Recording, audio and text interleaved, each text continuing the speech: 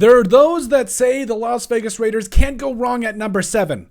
But I'm here to tell you, yeah, they can do wrong. They can absolutely do wrong, especially with Josh McDaniels and Dave Ziegler having anything to do with it. I know I roast them, but it's all in good fun because I really feel like this Raiders team is heading in a very different position than I saw it going from a year ago. Like, I was hyping them up all offseason because I was really excited about them. I was wrong.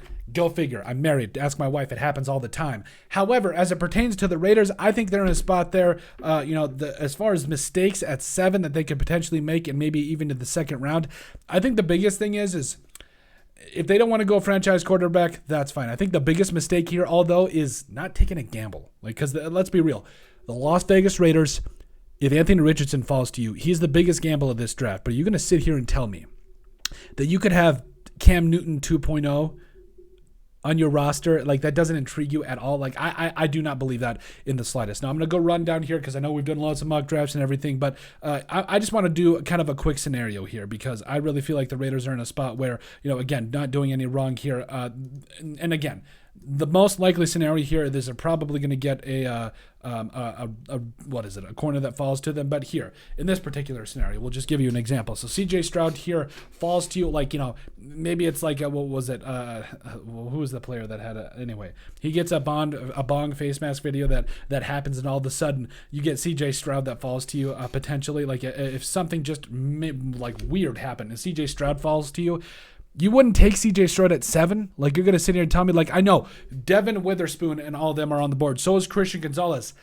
I mean, okay, fine. Yeah, if you don't want to go quarterback, go with one of the better corners in this draft. But if Anthony Richardson's there at 7, I think that the Raiders need to be willing to gamble on some of these players, on athletic traits. You need to gamble on, on past production. So, honestly, at 7, I think that the biggest mistake you could make is not taking a gamble if it's there. If it's not, that's fine. And to be perfectly honest, all these quarterbacks probably are going to be gone by 4 or 5 because I really foresee the Arizona Cardinals trading down with the Indianapolis Colts. And then, yes, from there, you're going to have 3 quarterbacks taken right away. Also, Will Levis could go right away or not. So I think the biggest mistake on one hand is not getting the best defensive player possible for the Las Vegas Raiders. That's certainly a big mistake. So if you have a guy, if the board falls your way and there's a top defensive player there, take him. However, on the other side of it, if you've got a quarterback that you love throughout this process, and he falls to you at 7 there, but there's still some defensive players, I would be okay with that for a couple of different reasons. Number one, you cannot, absolutely not, stop the future development of your franchise just because you want to go best defensive player possible. If CJ Stroud ends up being the next greatest quarterback of all time, or one of them, or one of the best quarterbacks in the league, and you passed on him at 7, yeah, you're going to be getting flack for years. So taking a gamble on those guys definitely would also make some sense. Now, another reason I think that I would be comfortable with it, even if they take a quarterback and there's a lot of really good defensive players on here, I'm going to say this again, and I'm trying not to get frustrated. There is so many cornerbacks in this class. There is so many linebackers in the second round at 38 that I would be really okay with them taking. Also in the third round, you got 70 and 100. You could get a starting corner in any one of those spots. Like Dorian Williams, Jack Campbell are both going to be there. There's so many corners in the top 5 rounds that I think you could get that would be starters. It's not even funny. So this being a corner class, this being a deep class for all that, that's fine. But also, yes, you do need to go get some defensive line help. I'm not going to sit here and tell you that they don't. But at 7, if the quarterback's there and you don't take a gamble, I think that's the biggest mistake the Las Vegas Raiders could do.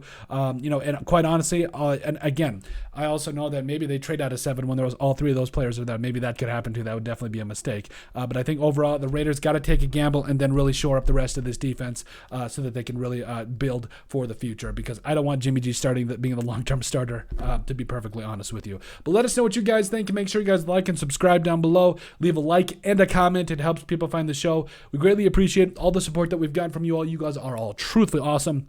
We love every single one of you. Down in the description below, you'll find all of our social media platforms. So give us a like and a follow there. Also remember to give us a listen and sub on iTunes.